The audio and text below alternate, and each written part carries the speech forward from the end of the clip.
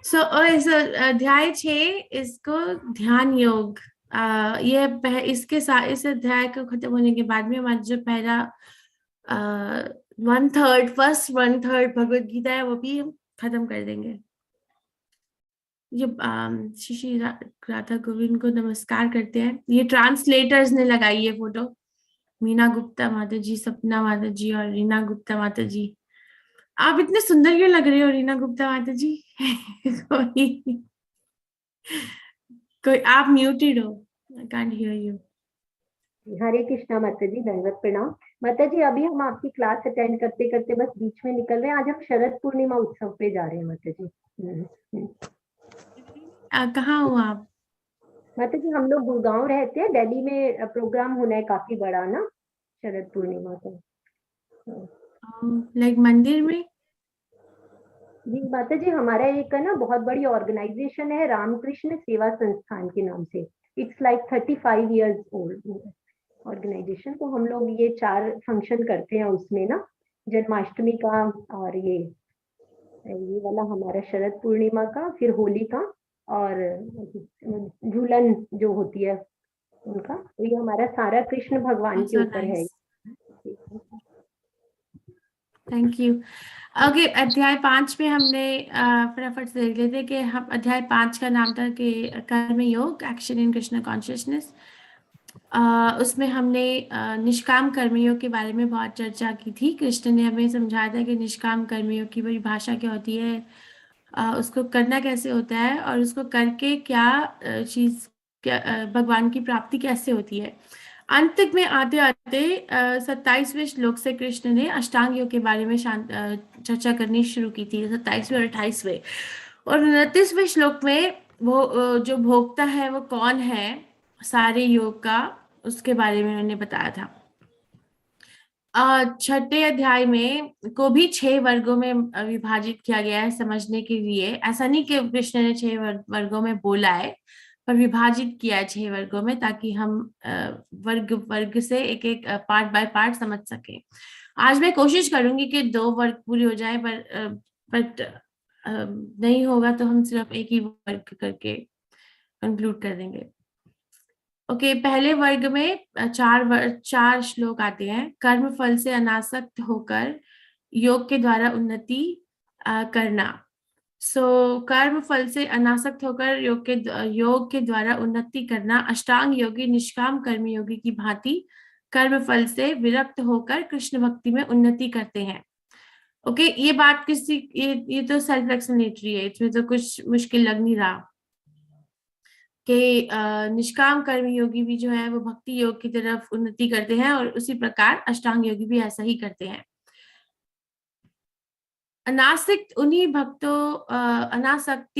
भक्तों में पैदा होती है जो ये जान लेते हैं कि वह अपने कर्म करने के लिए पूर्णतः स्वतंत्र नहीं है।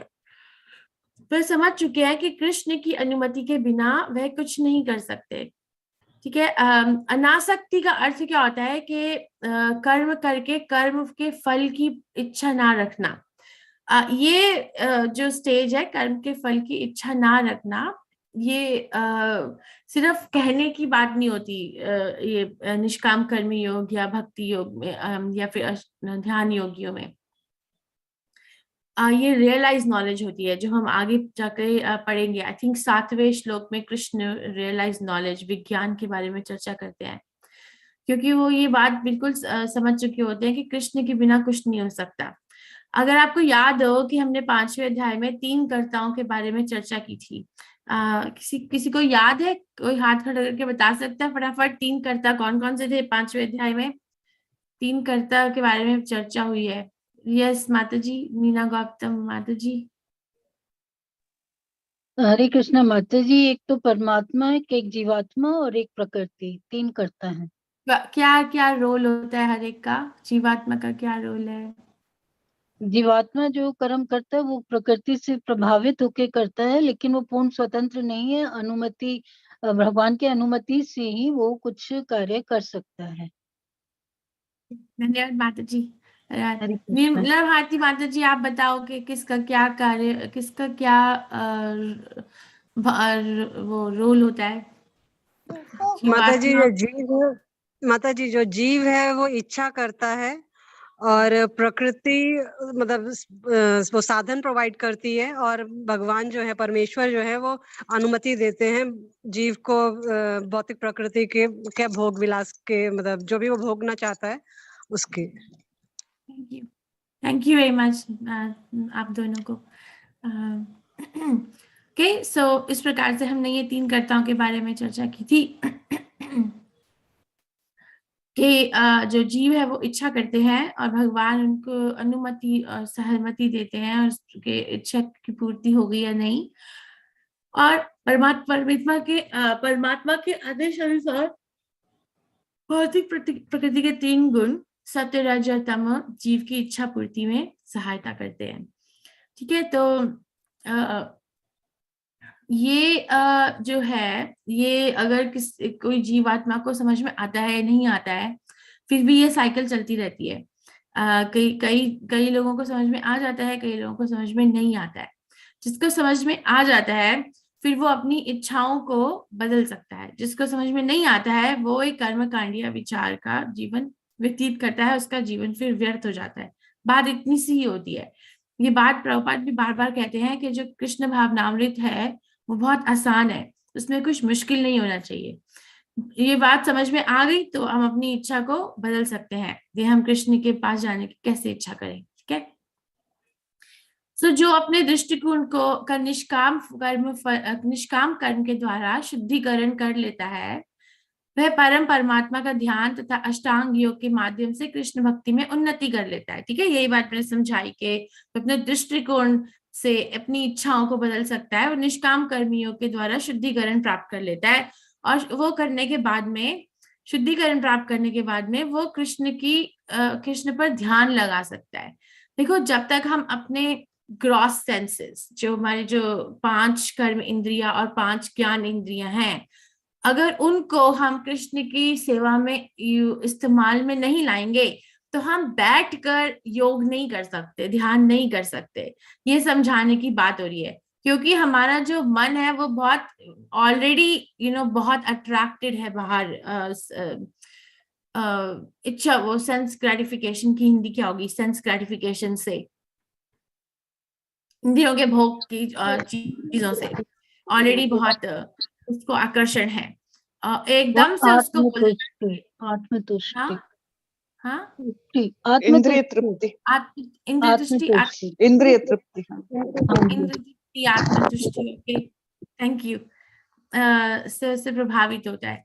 तो इसीलिए कृष्ण, मैं ये कहना चाहती हूँ कि जो चाहे इस अध्याय का नाम ध्यान योग है, पर कृष्ण पहले 3 श्लोकों में निष्काम कर्म की चर्चा करते हैं और ये कहते हैं कि अगर कोई निष्काम कर्म योग में उन्नति नहीं प्राप्त करता उसके लिए ध्यान योगी बनना आसान नहीं है। ओके, सो पहले निष्काम कर्म योग करके अपना शुद्धिकरण करने के बाद में फिर वो अष्टांग योग के माध्यम से कृष्ण की भक्ति में उन्नति कर सकता है और फिर परमात्मा का ध्यान करके भक्ति योग में उनके प्रति भक्ति विकसित हो सकती है, ये समझकर कि कृष्ण ही परम भोक्ता, परम नियता और परम मित्र है।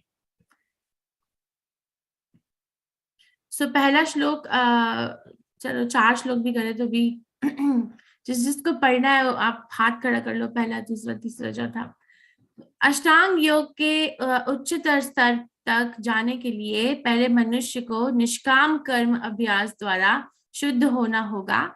इसलिए भगवान कृष्ण पहले 2 श्लोकों में निष्काम कर्म की महिमा बताते हैं। ठीक है, ये मैं आपको बताने का प्रयास करी थी कि अष्टांग योगी ऐसा नहीं कि जैसे आजकल जैसे यहाँ अमेरिका में योगा स्टूडियोज होते हैं, तो योगा स्टूडियोज में जाकर वो योगा मैट्स में जाकर वो अपना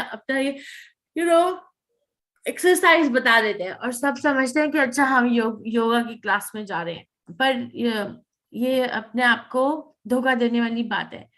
क्योंकि योग शब्द का अर्थ क्या होता है वो हम समझेंगे कि अपने मन को, अपने आत्मा को परमात्मा से कैसे जोड़ा जाए। रंजना मिश्रा माता जी, आप बोल दीजिए।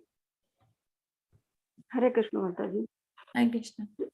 श्री भगवान उवाच अनासृतः कर्मफलं कार्यं कर्म करोति यः स सन्न्यासी च योगी च नानिर्ग्निर्न चाक्रिया। श्री भगवान ने कहा, जो पुरुष अपने कर्म फल के प्रति अनासक्त है और जो अपने कर्तव्य का पालन करता है, वही सन्यासी और असली योगी है। वह नहीं जो ना तो अग्नि जलाता है और ना कर्म करता है। हरे कृष्ण। जी कृष्णा। मैंने ना ये श्लोक, ये भक्ति शास्त्री क्लासेस में बता सकती हूँ। ये वाला श्लोक ना मैंने ना कई बारी इसका प्रयोग करके बहुत सारे लोगों को, कृष्ण भावनामृत के बहुत बड़े बड़ी उम्र के लोगों को भी, जब मैं बहुत यंगर थी, 15 साल पहले की बातें हैं, तब मैं ये श्लोक पढ़ती थी तो मैं उनको चुप करा देती थी। मैंने अपने घर में भी बहुत लोगों को चुप कराया इस श्लोक के माध्यम से। तो ये श्लोक काफी लाभदायक है, तो इसको आप याद कर लो। रात में सोने से पहले ना 3 रातें अगर आप बोलोगे ना, तो आपको चौथी रात को याद हो जाएगा। ये अपने फोन में लिख लो या अपने हाथ में पेपर में लिख लो, या भगवद गीता को अपने टेबल के साथ पे रख लो, बेड के साइड पे। तो बहुत मजेदार है ये, क्योंकि सब ये समझते हैं कि अगर कोई कृष्ण भावनामृत में चला जाता है तो उसका तो बोरिया बिस्तरा बांध दो, है ना। तो उसका तो मतलब बाबा जी बन गए, अब तो कुछ नहीं होगा। और तो सन्यासी बन जाएंगे, अब तो हम वो छोड़ देंगे सब, जोगी हो जाएंगे। तो मगर ये श्लोक बोलते हैं तो कृष्ण, फिर ये कृष्ण, मैंने बहुत बार ये इसका उपयोग किया है इस श्लोक का। अनाश्रित कर्म फलम। अनाश्रित का अर्थ होता है कि उसका आश्रय नहीं लेना। किसका आश्रय नहीं लेना? कर्म के फल का। आश्रय लिए बिना, कर्म के फल के आश्रय लिए बिना कार्य कर्म करोति यः, जो अपना कर्म करता है, सा सन्यासी, उसको सन्यासी बोलते हैं। चा योगी, और वही योगी होता है। ना चा निराग्निर चा आक्रिया। वो नहीं जो ना तो अग्नि जलाता है और ना ही कोई क्रिया करता है। सन्यासी और योगी वही है जो अपने कार्य का फल का आश्रय लिए बिना कार्य करता है। इसका परफेक्ट बहुत अच्छा है, इसका अनुवाद उसमें प्रभुपाद बताते हैं कि आई होप आप पढ़ के आए हो। अच्छा, कौन पढ़ के नहीं आए हैं आज? अपने आप को अनम्यूट करके या आप चैट में लिख दो। कोई ऐसा है जो नहीं पढ़ के आया? है ऐसा कोई जो नहीं पढ़ के आया? पढ़ के आए माता जी, काम किया तो पढ़ा। ओके, धन्यवाद धन्यवाद। क्योंकि इसके परफेक्ट, इसके अनुवाद में प्रभुपाद ये लिखते हैं, राइट, कि हम अपने कर्म को, अपनी क्रियाओं का इस्तेमाल करना नहीं छोड़ सकते, उपयोग करना नहीं छोड़ सकते। ऐसा नहीं कि एक आत्मा को बस एक इंसान को बोलो कि तुम आत्मा हो, तुम शरीर नहीं हो, इसलिए तुम ये जो भी अपना जीवन में काम कर रहे हो, पढ़ाई कर रहे हो, अपने परिवार को देख रहे हो, जिस जगह में रह रहे हो, जो भी कर रहे हो, वो सब बिल्कुल जीरो है, शून्य है वो। ऐसा नहीं कर सकते, उसको लगाना पड़ेगा इस्तेमाल में, मगर इस तरीके से कि वो बंदा कर्म फल के प्रति अनासक्त ना हो। ओके, सो अब ये उठता है प्रश्न, ये उठता है भक्ति शास्त्री के लेवल में कि भक्ति योग और ध्यान योग दोनों ही मार्ग इंद्रिय तृप्ति के परित्याग की ओर ले जाते हैं। लाइक कृष्ण कहते हैं इसके अनुवाद में, हे पांडुपुत्र, जिसे संन्यास कहते हैं, नहीं ये दूसरा श्लोक है, जिसे संन्यास कहते हैं। दूसरा श्लोक पढ़ दो, मैंने संस्कृत नहीं लिखी। निर्मला माता जी आप पढ़ दीजिए दूसरा श्लोक। यम संन्यासा समिति प्राहुर्योगम तम विद्धि पांडवः न ह्रसन्यस्तत्संकल्पो योगी भवति कश्चन। हे पांडुपुत्र, जिसे संन्यास कहते हैं उसे ही तुम योग अर्थात परब्रह्म से युक्त होना जानो, क्योंकि इंद्रिय तृप्ति के लिए इच्छा को त्यागे बिना कोई भी योगी नहीं हो सकता। हरे कृष्णा। धन्यवाद माता जी। सो जिसे संन्यास कहते हैं उसे ही तुम योग अर्थात परम ब्रह्म से युक्त होना जानो, क्योंकि इंद्र तृप्ति की इच्छा के बिना कोई भी योगी नहीं हो सकता। बात ये नहीं है कि हम किस रंग के कपड़े पहनते हैं, बात ये भी नहीं है कि हम कितनी हरे कृष्णा माला करते हैं, और बात ये भी नहीं है कि हम क्या खाते हैं और क्या नहीं खाते हैं। बात ये है कि हम इंद्रिय तृप्तियों की इच्छा से कितने अनासक्त हुए हैं। ओके, और ये बात है। कृष्ण जो है, कृष्ण को क्या चीज आकर्षित करेगी एक आत्मा के अंदर, कि हम अपनी भौतिक इंद्रिय तृप्तियों की इच्छाओं से कितने अनासक्त हुए हैं, क्योंकि इंद्रिय तृप्तियों की इच्छा के लिए ही एक आत्मा बार बार शरीर बदलती है। राइट, प्रभुपाद एक बताते हैं कि जब वो कलकत्ता में थे तो अपना एक किस्सा सुनाते हैं। आई थिंक आप में से भी किसी ने ऐसा शायद अपने जीवन में देखा होगा। प्रभुपाद कहते हैं कि एक बहुत ही अमीर इंडस्ट्रियलिस्ट थे, और वो बीमार हो गए, तो वो अच्छे से अच्छा उन्होंने इलाज करवाने का प्रयास किया। डॉक्टर भी आया, और मतलब अगर सबने फिर हाथ खड़े कर दिए कि आपके पास समय अब नहीं है, तो उन्होंने, प्रभुपाद कहते हैं कि वो इंडस्ट्रियलिस्ट बार बार डॉक्टर से ही कह रहा था कि मेरा ये काम बचा है, मुझे ये काम बचा है, सिर्फ मुझे 5 साल दे दो, सिर्फ 5 साल दे दो। आपने ऐसा कुछ सुना है अपने जीवन में? सिर्फ 5 साल दे दो, नॉट ओनली जस्ट 5 साल दे दो, बट मुझे थोड़ा समय दे दो, मुझे अपना काम फिनिश करना है, मुझे ये करना है। सुना है आपने किसी ने ऐसा? जी माता जी। जी माता सुना है? ओके, जी माता मैं प्रभुपाद अपने एक लेक्चर में सुनाते हैं ये बात, मैंने सुना है प्रभुपाद से। तो वो समझाने का प्रयास करते हैं इस उदाहरण से कि देखो, कि हमारी इच्छाएं पूर्ति नहीं होती। ये इंसान अपना शरीर छोड़ने वाला है, उस शरीर छोड़ने वाले के समय में भी उसको ये याद आ रहा है कि मेरे को ये काम करना है, मेरे को वो काम करना है, ये काम करना है। तो इस इच्छा की पूर्ति के लिए उसको दोबारा शरीर लेना पड़ेगा, दोबारा से ये सब चीजों से प्रॉब्लम होना पड़ेगा। तो वो बुद्धि का उपयोग नहीं है इस अच्छे तरीके से। क्या तो इंद्रिय तृप्तियों की इच्छाओं से कितने अनासक्ता है।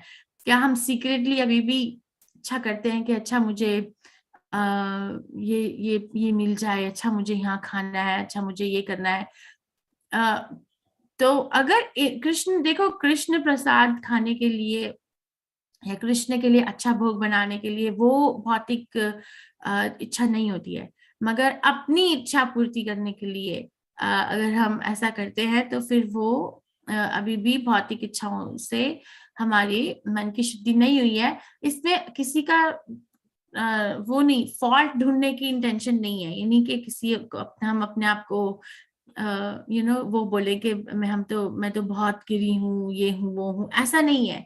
सिर्फ अपने आप को अपनी दृष्टि में देखने की होती है कि मेरा अभी भी कृष्ण की तरफ आकर्षण नहीं बढ़ा, मेरे अंदर से, अपने आप से। ठीक है। भक्ति योगी जो होता है वो पूर्णतः कृष्ण भावना भक्ति भवित होकर कृष्ण की दृष्टि के लिए कार्य करने से ज्ञान तथा इंद्रियों निग्रह योग स्वतः पूर्ण हो जाता है। ठीक है। तो भक्ति योग जो है वो इंद्रियों की तृप्ति से कैसे अनासक्त होता है, वो कृष्ण की तरफ सारी अपनी इंद्रियों का वो करता है, प्रयोग करता है। और अष्टांग योग है वो कर्म फल त्याग के लिए मन पर ध्यान केंद्रित करते हुए इंद्रियों के पर वश पाता है। तो यहाँ पर वो कर्मी योगी जो है वो अपनी इंद्रियों का उपयोग करके कृष्ण की सेवा नहीं कर रहा है, पर बैठकर ध्यान करने की प्रयास कर रहा है और कर्म फल से अनासक्त है। आप दोनों को जब मैं ये बात सुनाती हूँ तो आप दोनों को कौन सी चीज ज्यादा आसान लगती है, भक्ति योग या अष्टांग योग? आपको ये प्रश्न पूछा जा सकता है कि अष्टांग योग, भक्ति योग। Very nice. और कलयुग में इसीलिए भक्ति योग हरे कृष्ण महामंत्र के जप को ही सबसे ऊपर माना गया है। ओके, मीना गौतम माता जी, आप कृपया करके तीसरा पढ़ दीजिए। हरे कृष्ण माता जी। रक्षोर्मुनिर्योगं करम कारण मुच्यते योगारूढ़स्य तस्य एव शम कारण मुच्यते। श्री कृष्ण, अष्टांग योग के नव साधक के लिए कर्म साधन कहलाता है और योग सिद्ध पुरुष के लिए समस्त भौतिक कार्यकलापों का परित्याग ही साधन कहा जाता है। हरे कृष्ण माता। धन्यवाद माता जी। सो इस श्लोक से जो है ना, इस छठे अध्याय में ध्यान योग की चर्चा चालू होती है। जो दो तरीके के योगी होते हैं जो अष्टांग योगी योग को प्रैक्टिस करते हैं। एक होते हैं जो नया होता है योगी, उसको बोलते हैं योग रुक्ष, जो नया होता है नियोफाइट। और जो इसमें सिद्धि प्राप्त कर चुका होता है उस योग रुद्धा। सो दोनों के लिए ही ध्यान योग की परिभाषा और ध्यान योग का अप्रोच अलग होता है। जो ध्यान योग के स्कूल में भर्ती होता है नया, और जो ध्यान योग के स्कूल का प्रिंसिपल बन चुका है, मतलब सिद्धि प्राप्त कर चुका है। तो अष्टांग योग के नव साधक जो नया है के लिए कर्म साधन कहलाता है। उसको बिठा नहीं सकते, उसको कर्म करने की, निष्काम कर्म की योग की को करना होता है। और योग सिद्ध पुरुष के लिए, यहाँ योग सिद्ध पुरुष का अर्थ होता है जो ध्यान योग में सिद्ध हो चुका है। समस्त भौतिक कार्यकलापों का परित्याग ही साधन कहा जाता है। तो जो योग सिद्ध पुरुष है वो कार्यकलापों का परित्याग कर सकता है, मगर जो नव साधक है वो उसके लिए कर्म ही साधन होता है। ठीक है। और इसमें ये अच्छा चार्ट है, मेरी भक्ति शास्त्री में था, वहां से मैंने लिया था, कि कैसे एक सीढ़ी शुरू होती है योग की। प्रभुपाद तात्पर्य में, आई डोंट नो तीसरे श्लोक का तात्पर्य है, पर इसमें बताते हैं कि ये जो एक सीढ़ी है कृष्ण योग की सीढ़ी, और उसमें क्या होता है, कर्म योग, ध्यान योग और भक्ति योग। सो कर्म योग जो है वो सबसे नीचे है। जो कर्म योग में सिद्धि प्राप्त करता है वो ध्यान योगी बन सकता है, और जो ध्यान योग में सिद्धि प्राप्त कर सकता है वो भक्ति योग में जा सकता है। ये भी एक तरीका है कृष्ण की तरफ जाने का, ये सिर्फ एक ही तरीका नहीं है, ये भी एक है। तो जैसे सबसे नीचे सीढ़ी में कर्म फल प्राप्ति तथा उच्च लोकों में जाने के लिए जीवात्मा द्वारा शास्त्रों के अनुसार कर्म कांड करना, शास्त्रों के अनुसार इंद्रियों की तृप्ति करना, उसे कर्म कांड कहा जाता है। जैसे हम ये व्रत करेंगे, हम ये हवन करेंगे, हम ये यज्ञ करेंगे, हम ये संकल्प करेंगे ताकि हमें अच्छी दुकान मिल जाए, ताकि हमें अच्छा परिवार मिल जाए, ताकि हमें अच्छा घर मिल जाए। तो हम करेंगे ये सारे यज्ञ और ये सब कुछ, मगर उसके पीछे इंद्र तृप्तियों का इच्छा होती है। वो इस मनुष्य जीवन में सबसे नीचे इस चरण में आती है, उसको कर्म कांड बोला जाता है। और कर्म कांड करके ऐसा नहीं है कि कर्म कांड करने से ही एक व्यक्ति कर्म योग की तरफ जाता है, पर जो व्यक्ति कर्म योग में है वो अपने कर्म के फल का त्याग करता है, कर्म योग और निष्काम कर्म। और अगर आपको याद हो तो हमने इस बारे में चर्चा की थी कि सकाम कर्म और निष्काम कर्म योग में फर्क क्या होता है। किसी को याद है सकाम कर्म और निष्काम कर्म योग में अंतर क्या होता है? सकाम कर्म योग फल की इच्छा करते हैं कर्म योग में, निष्काम कर्म में उसको फल की इच्छा का त्याग करना होता है। अच्छा, ठीक है, थैंक यू। और सकाम कर्म योग और निष्काम कर्म योग में अंतर क्या होता है? हरे कृष्ण माता जी। निष्काम कर्म योग में कर्म के प्रति आसक्ति तो रहती ही है। Okay, very nice. सो एक अंतर तो मीना गौतम माता जी ने बता दिया कि जो निष्काम कर्मयोगी है उसको फल की इच्छा नहीं होती। सकाम कर्मयोगी जो होता है उसको फल की इच्छा होती है। जैसे चलो मेरे को ये काम करके 100 रुपए मिलेंगे तो मैं 10 रुपए भगवान को दूंगा और उन 90 रुपए अपने पास रखूंगा। ठीक है, तो इच्छा है। निष्काम कर्मयोगी को कोई इच्छा नहीं होती, वो सारे 100 रुपए भगवान को देने के लिए तत्पर रहता है। पर दूसरा अंतर आपने क्या बताया? ये एक अंतर मीना गौतम माता जी ने बताया। दूसरा अंतर मनी जैन माता जी आप विस्तार में बता सकते हो क्या है? माता जी, अपने कर्म के प्रति आसक्ति रहती है। जैसे मुझे इसी वे से भगवान की पूजा करनी है, मैं इसी तरीके से ही काम करूंगा माता जी, उस वे से कि अपने कर्म के लिए वो पर्टिकुलर होता है। धन्यवाद। सो निष्काम कर्मयोग जो है वो ऑलमोस्ट प्योर भक्ति डिवोशनल सर्विस है, ऑलमोस्ट। बस इतना ही फर्क होता है कि निष्काम कर्मयोगी जो होता है वो कृष्ण को सेवा एक प्रकार से करना चाहता है, जैसे मैं भोग बनाकर ही कृष्ण की सेवा कर सकता हूँ, या मैं अर्च विग्रह करके, या मैं भगवद गीता पढ़ के, बस इसी तरीके से। तो आसक्ति होती है कर्म से, किस प्रकार से कृष्ण की सेवा करनी है। मगर जो शुद्ध भक्ति योगी होता है उसको कर्म से भी आसक्ति नहीं होती, कर्म और कर्म के फल से वो किसी भी प्रकार कृष्ण की सेवा कर सकते हैं, किसी कोई भी रूप में। ओके, ज्ञान योग में क्या होता है? कर्म फल का त्याग करना, ठीक है। और पर ब्रह्म का अधूरा ज्ञान और तपस्या।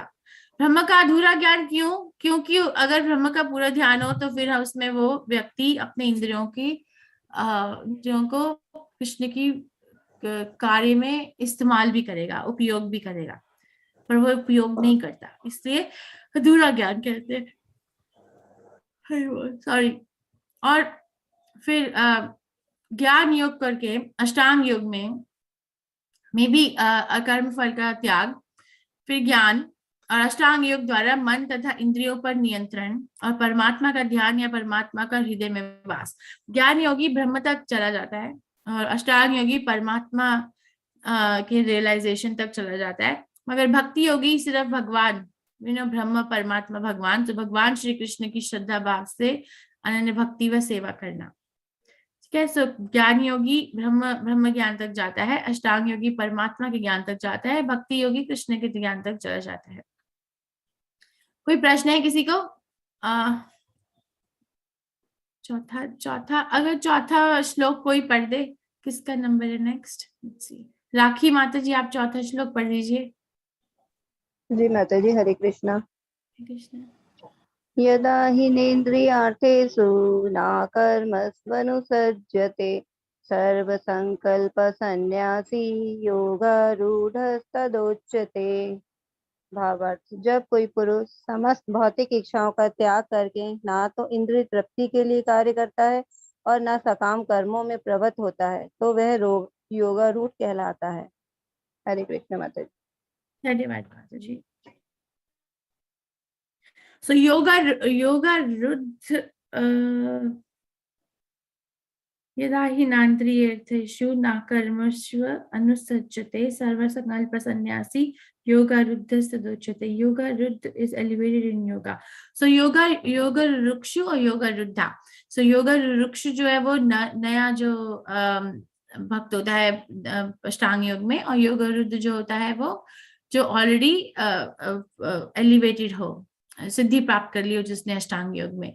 तो इस चौथे श्लोक में कृष्ण योगारूढ़ की परिभाषा बताते हैं।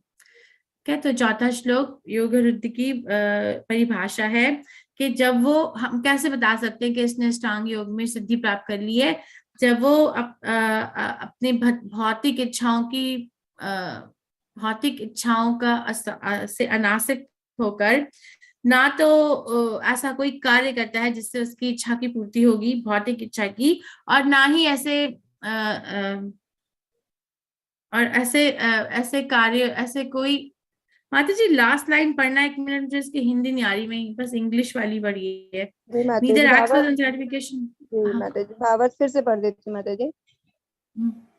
कोई पुरुष समस्त भौतिक इच्छाओं का त्याग करके ना तो इंद्रिय तृप्ति के लिए कार्य करता है और ना सकाम कर्मों में प्रवृत्त होता है तो वह योगारूढ़ कहलाता है। Thank you. सो ना तो अपने इंद्रिय तृप्तियों के लिए कार्य करता है और ना ही सकाम कर्मों में लीन होता है। 2 चीजें हैं। ऐसा नहीं कि कोई उसको बोल दे कि चल हम बाहर चलते हैं और थोड़ी अपनी इंद्रिय तृप्ति करके आते हैं, थोड़ा सा वो लिकर हाउस में जाते हैं, वो नहीं कर सकता। और वो ना उसको कोई करा सकता है और ना ही वो खुद करता है, क्योंकि उसको अपने ध्यान योग में वो प्राप्त हो जाती है, हाँ, सिद्धि। Okay, I think today this much is enough कि पहले 2 श्लोकों में कृष्ण निष्काम कर्म योग के बारे में चर्चा करते हैं, क्योंकि बिना निष्काम कर्म योग किए बिना कोई भी योगारूढ़ या फिर ध्यान योग के सिद्धि में नहीं प्राप्त कर सकता। योगारूढ़ या जो शुरू करता है ध्यान योग, उसको निष्काम कर्म योग में सिद्धि प्राप्त करनी होती है पहले, ठीक है। और फिर हमने पढ़ा कि जो योगारूढ़ स्टेज होती है उसकी परिभाषा क्या होती है। अगली बारी हम पढ़ेंगे 5 से 9 और इससे भी ज्यादा। अगले महीने क्या होगा, मेरा टाइम चेंज हो जाएगा तो 4:30 आप 32वें तक पढ़ के आओ, क्योंकि ये ना फटाफट खत्म हो जाएगा 32वें श्लोक तक, क्योंकि इसमें 8 अष्टांग योग के 8 जो 8 चरण हैं उनके बारे में फटाफट चर्चा है। सो 5 से 32वें हम कर सकते हैं 1 घंटे के अंदर अंदर अगले हफ्ते, ठीक है। तो उसमें हम पढ़ेंगे कि योग रुद्र 5वें ये जो 5 to 9 वर्स है, ये कोर वर्सेस हैं। इनको समझना बहुत अनिवार्य है। आपके क्वेश्चन आंसर में भी बार बार 5 से 9 के श्लोक 5 से 9 के जो श्लोक है उनको ट्विस्ट कर करके प्रश्न पूछे गए हैं। तो इनको समझना, इन पे थोड़ा टाइम लगाना अनिवार्य होगा कि कैसे एक योग वृक्ष होता है और योग रुद्र में क्या अंतर होता है, और योग वृक्ष करने के बाद में 3 उसके क्या चरण है परफेक्शंस के।